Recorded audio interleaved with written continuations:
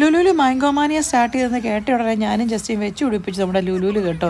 ഇപ്പം നിങ്ങൾ വിചാരിക്കുന്നതാണ് കഴിഞ്ഞ പ്രാവശ്യം ചക്ക വാങ്ങിച്ച് നിനക്കൊക്കെ പണി കിട്ടിയതല്ലേ, വീട്ടിലുകാർ അടങ്ങി ഒതുങ്ങി ഇരുന്നാൽ പോരെ എന്ന് ചിന്തിച്ചാൽ നമ്മൾ പാവം പിടിച്ച പ്രവാസികൾക്ക് ചക്ക മാങ്ങ തേങ്ങയ്ക്ക് ഇതൊരു വീക്ക്നെസ് ആണ്. ഇങ്ങോട്ട് നോക്കിയാൽ നിരത്ത് വരെയാണ് മാങ്ങ കിടക്കുന്നത്. നമ്മുടെയൊക്കെ ചെറുപ്പത്തിൽ നിരത്തുനിന്ന് നമ്മൾ എന്തോരം മാങ്ങ അവർക്ക് തിന്നിട്ടുണ്ടല്ലേ.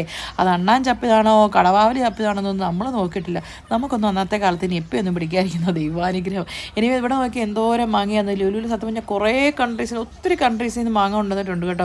ഇന്ത്യയുടെ ആണെങ്കിൽ ഒത്തിരി വെറൈറ്റി മാങ്ങയുണ്ട്. നീലമാങ്ങയുണ്ട്, അൽഫോൻസ മാങ്ങയുണ്ട്, ഹിമാലയ മാങ്ങയുണ്ട്, നമ്മുടെ മൂവാണ്ടൻ മാങ്ങ വരെ ഉണ്ട്. എനിവേ മൂവാണ്ടൻ മാങ്ങയൊക്കെ സത്യം എല്ലാവരും ഞെക്കി പഴിപ്പിച്ചു. ഇതുണ്ടോ മാങ്ങയൊക്കെ ലൈവായിട്ട് വേണം നമുക്ക് പറിക്കാം. ഒറിജിനൽ മാവേൽ മാങ്ങാൻ നിൽക്കുന്നു. എനിവേ കൊള്ളായിരുന്നു സംഭവം കേട്ടോ.